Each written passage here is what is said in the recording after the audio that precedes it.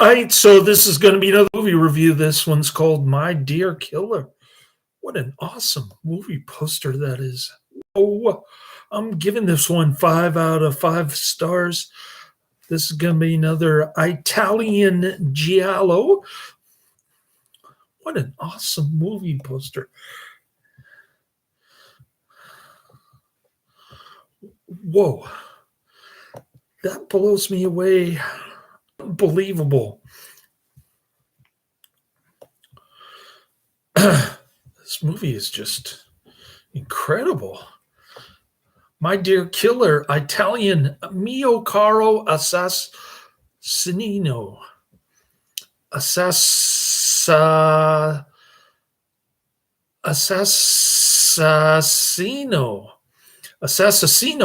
Mio Caro Assassino. Part of my Italian is a 1972 Italian Spanish giallo film directed by Tonini Valeri and starring George Hilton, Marilu Polo, Patty Shepard, Helga Line, Salvo Radani, and William Berger.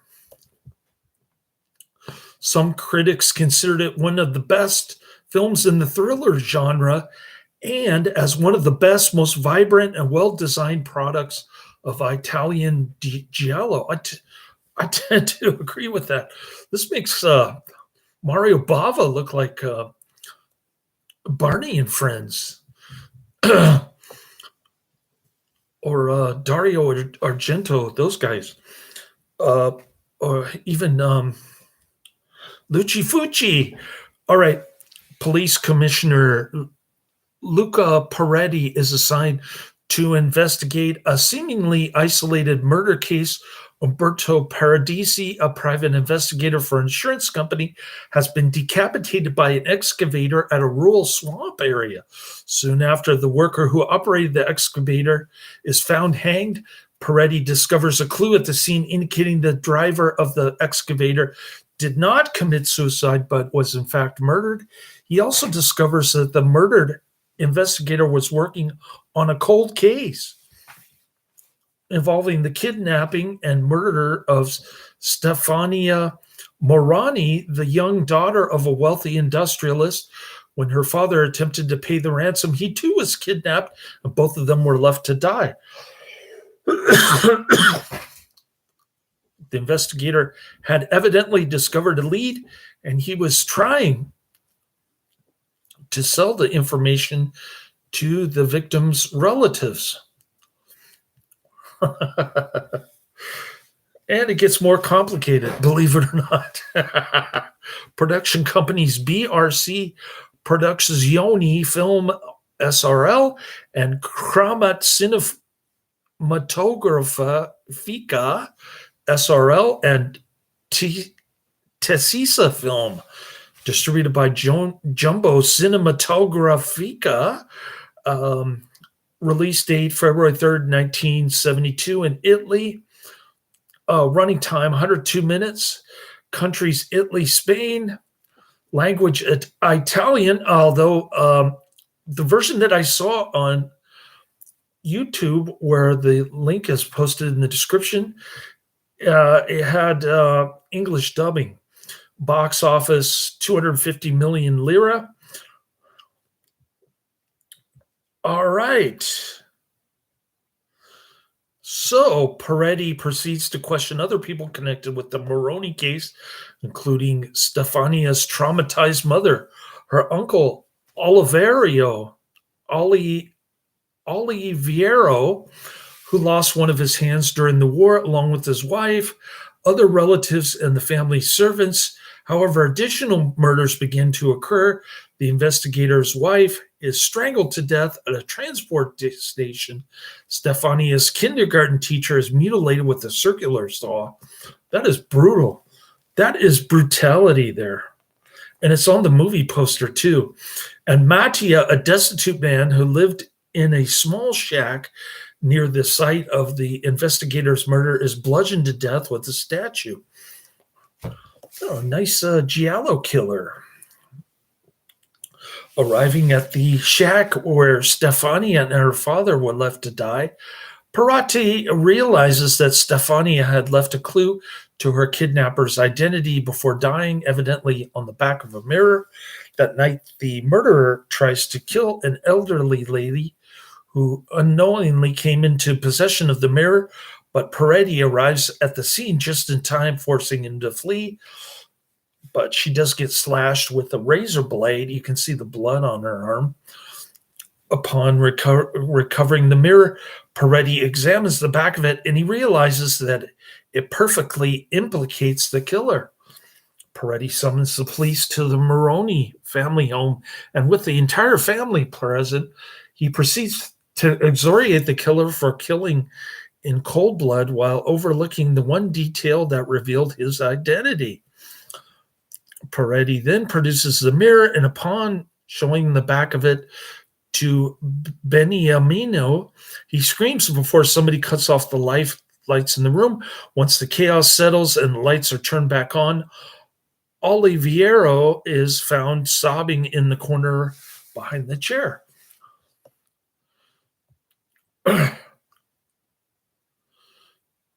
So,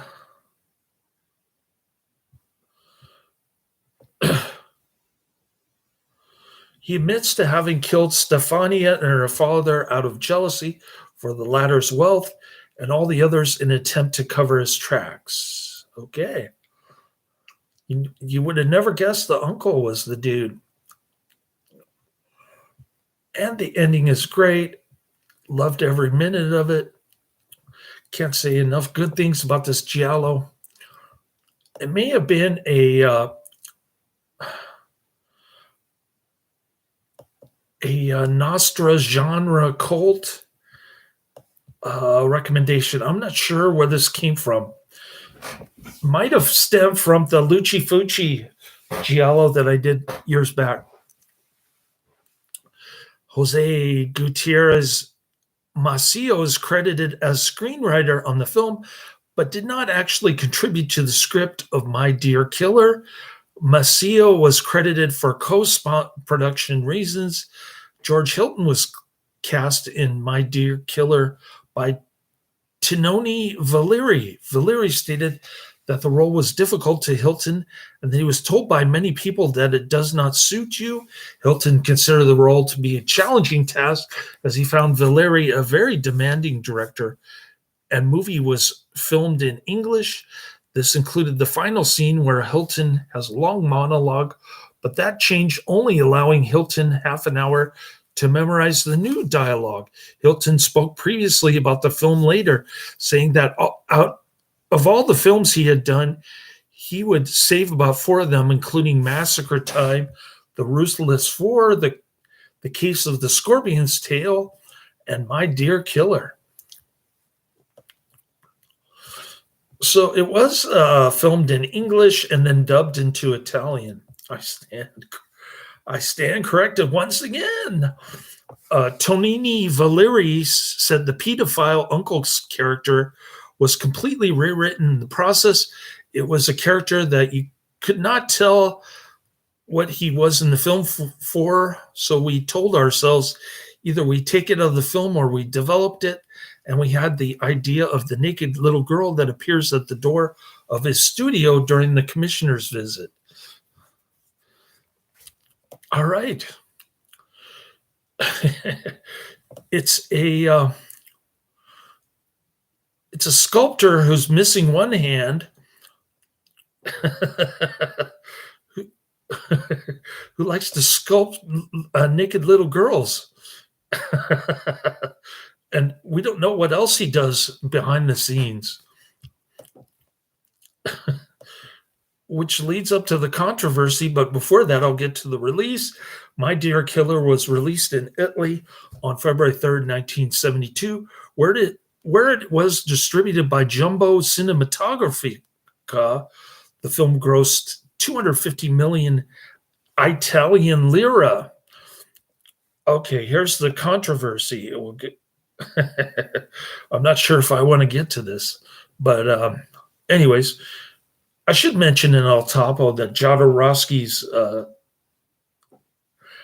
young son is running around naked, and this controversy actually contributes to the plot somewhat, believe it or not, because we sort of know who the killer is by about three quarters of the way in the film.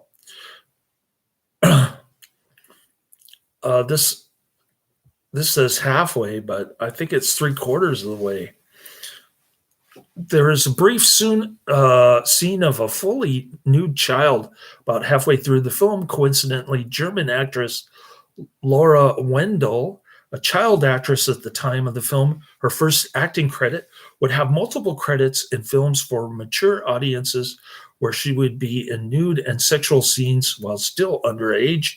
These films would be banned across Europe under child pornography outlawing. So it wasn't this film that got banned, it was her subsequent films.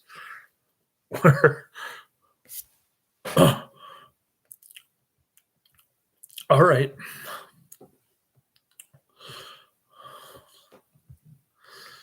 My Dear Killer at IMDb. Here we go. All right.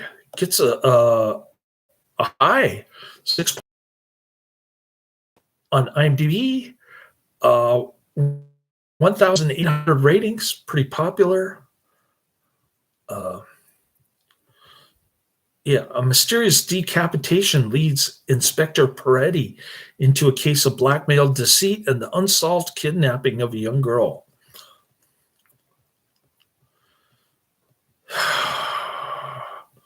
More like this: The Girl in Room 2A, The French Sex Murders, Autopsy, and 7 Blood-Stained Orchids. I'll look all of those up and see if I can get them on my movies list. Film debut of actress Lara Wendel. Stefania's teacher says, given an assignment to draw a house she'd want to live in, she drew the picture of the garbage man's house. But as she was never allowed to leave the estate where she lived and only went out of the house accompanied by an adult, no reason is provided as to why she would be near the quarry to have seen his house before she saw it a week later from where she was imprisoned in the house across the way. I was wondering about that. Why did she draw it before she was imprisoned? How is that possible? Okay. Carla Moroni, as she's opening the door, is quoted as saying, "I was only now told you were here. Inspector Luca Peretti. Morning, how are you?" What is this Huggies advertisement? All right. Carla Moroni says, "Eleonora's sister-in-law. I'm married to Olivier Moroni, the killer. My husband will be coming in a minute. Here he is." The 1998 Salvation video was cut by 4 seconds to edit a shot of a young naked girl at an art studio. The 2008 Shameless DVD is fully uncut, and so is the version, the link that I posted in my description there. This was featured in Django 1966. Wait a minute. No. Sorry. This movie features Django 1966. My mistake. All right. Bazembe has a somewhat flattering review. It's not as flattering as mine because I'm giving it a 10 out of 10. But nevertheless, it's still pretty decent, 7 out of 10.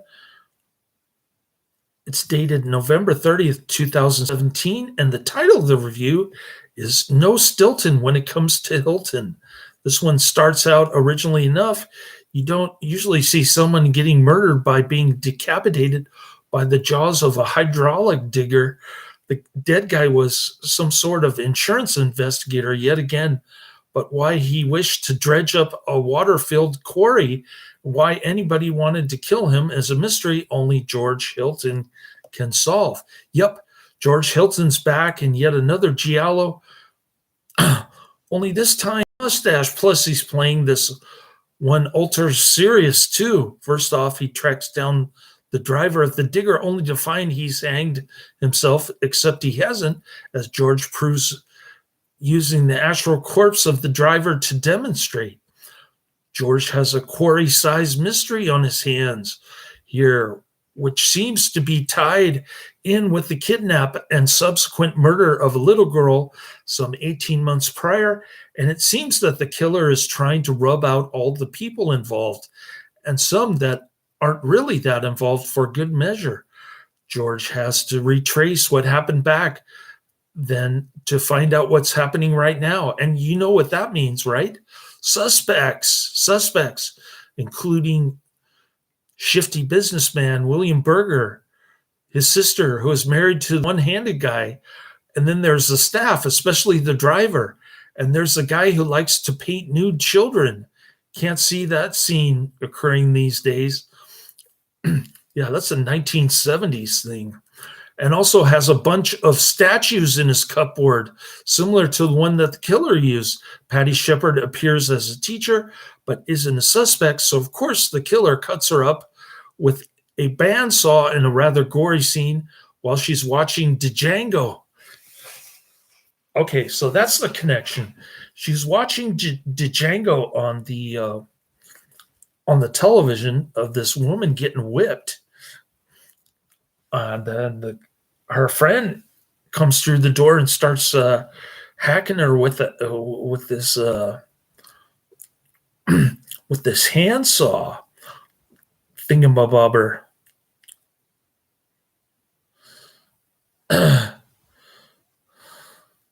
The film veers widely from gory scenes like that to drawn-out scenes of policemen standing around, but although lacking in the usual craziness, still manages to be a decent giallo due to George Hilton and William Berger, a nice Ennio Morricone soundtrack, and taking the unusual step of having all the suspects gathered in a room for the reveal of the killer.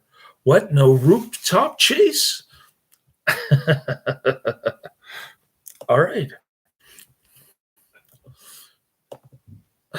So there you have My Dear Killer. Nobody's in the chat room. I did 4 reviews today. I kicked butt. I don't want to watch Father Charlie videos unless I have difficulty sleeping tonight. But I'll get around to it first thing tomorrow morning. Maybe get a couple more movie reviews in. Shall we go down the list? First on the list is Collateral Damage, 2002. Number 2 is A Farewell to Arms, 1932. And number 3 is The Day the Earth Stood Still, 1951. So those are the next 3 coming down the pike. And thanks for continuing to watch the never-ending Thanksgiving weekend edition of my channel. Actually, it will end tomorrow. I'll try to squeeze a couple more, maybe Collateral Damage and A Farewell to Arms. I don't know if I'll get to the 1950s sci-fi stuff. The Day the Earth Stood Still, The War of the Worlds, Creature from the Black Lagoon. Then I've got the Vincent Price stuff, Witchfinder General, The Abominable Dr. Phibes, and Dr. Phibes Rises Again. Those are some of my favorite movies. And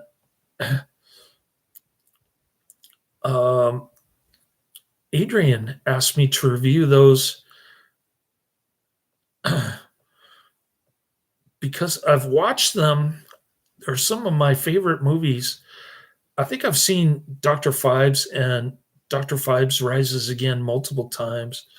I'd like to see Witchfinder General again. These are like my top 20 movies right here.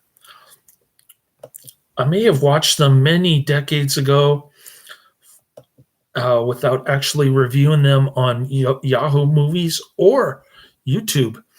So I'm looking forward to that. I compromised and I told Adrian that I would go back and rewatch and review those three.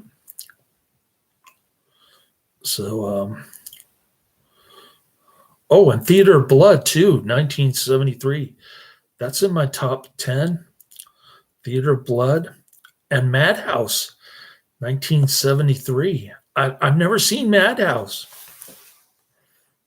but hopefully it's available on one of the streaming services we got here. So we've got the 50s sci-fi and the Vincent Price coming down the pike. Should be fun. I added Home Alone 4 to the bottom of my list because it disappeared mysteriously. Sorry for that. And we'll keep this this movie review marathon going. I didn't haven't moved my car since about 6:30 in the morning. But I do have to get a deli sandwich for me and my son on Sunday when we go to church. So that's going to be my only pit stop tomorrow. Hopefully I can get those Father Charlie videos out of the way. And we'll get the movie reviews cooking. We'll get bugging on the movie reviews later.